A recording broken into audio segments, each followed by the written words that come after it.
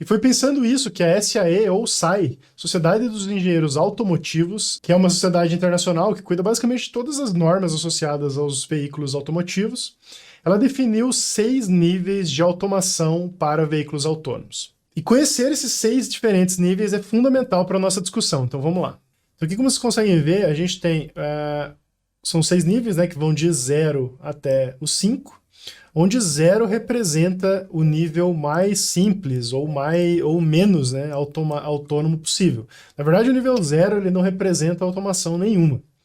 Então, as únicas recursos, entre aspas, de automação que um carro nível 0 ele poderia ter seria sistemas de aviso, né?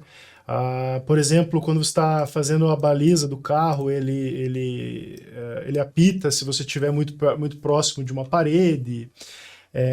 Então esse tipo de recurso seria considerado nível 0. Ainda no nível 0 a gente ainda tem aquele outro aviso de quando o carro está saindo da faixa, né, que ele começa a apitar. Então seriam mais recursos associados a informar o motorista das condições do carro, das condições da direção.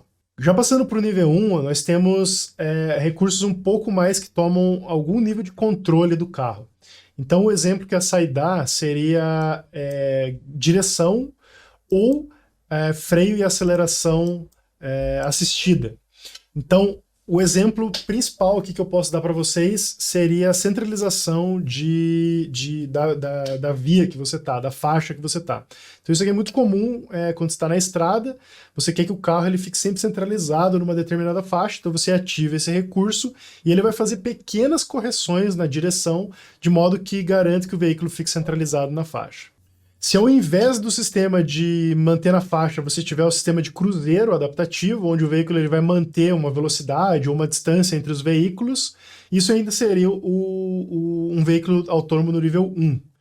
Se você tem essas duas coisas integradas no mesmo sistema, você já passa para um veículo autônomo do nível 2, onde o veículo sozinho, por exemplo, numa estrada, ele consegue manter dentro da faixa e manter a distância e a velocidade entre os veículos de modo automático. Então você teria as duas coisas no mesmo veículo, né, no mesmo sistema.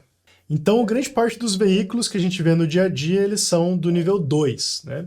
Praticamente todos os veículos que a gente vê no dia a dia são do nível 2. Já para o nível 3, a gente já começa a ver os recursos muito mais complexos. Então, no nível 3, você tem aqui, você não está dirigindo o veículo enquanto um desses recursos automáticos eles estão acontecendo. Mas caso seja necessário, no nível 3, você tem que assumir o controle imediato do veículo. Recursos de nível 3 existem em vários carros já de nível 2. Um dos principais recursos que você vê na televisão volta e meia de nível 3 seria baliza automática, né, onde o carro ele consegue automaticamente parar numa vaga que caiba o veículo. Mas veja que o carro ele tendo esse recurso não automaticamente faz ele ser de nível 3. Isso é um recurso de nível 3, mas ele não, apenas tendo isso, o carro ele não automaticamente vira um carro de nível 3. Ele tem que ter vários desses recursos para ser considerado um carro de nível 3. Outro recurso muito interessante de nível 3 é direção em trânsito.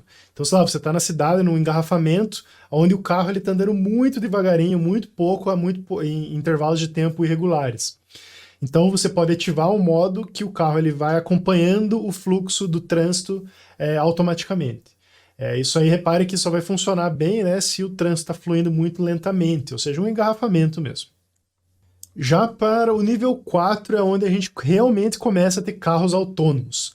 Para um carro ser considerado no nível 4, ele tem que, na grande maioria das vezes, dispensar um motorista presente. Então o exemplo que você tem aqui seriam táxis autônomos, que já estão começando a ficar um pouco comuns em algumas cidades dos Estados Unidos, onde você pode simplesmente sentar no banco de trás e o carro ele vai dirigir sozinho.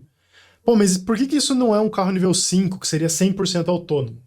Porque ainda nesse nível você precisa ter uma intervenção humana. Tá, mas se eu tô ali sentado no banco de trás e não tem nenhum motorista, como é que é feita essa intervenção? No caso de um táxi autônomo, essa intervenção ela é feita por uma central, né, via remoto. Então você tem lá operadores monitorando todos os veículos da frota em tempo real e caso aconteça algum problema, eles remotamente assumiriam a direção. Além disso, os carros nível 4, mesmo que não tenham, mesmo que você esteja sentado ali, né, na direção, você não esteja no banco de trás, ele vai dirigir 100% automático, mas imagine que começa a ter uma neblina muito densa, ou uma chuva muito forte, ou tem algum sensor para de funcionar, algum sistema começa a dar problema, o motorista, ele remotamente ou não, ele teria que assumir a direção. E é isso que diferencia para o nível 5. Já no nível 5, você pressupõe que o veículo ele é 100% autônomo, ele não precisa de nenhuma intervenção humana em nenhuma condição climática, ou de via, ou de surpresa que pode acontecer no percurso. Hoje em dia, nenhum carro é considerado ainda no nível 5, nem mesmo protótipos, né? E acredito que pode levar alguns anos ainda para atingir esse nível.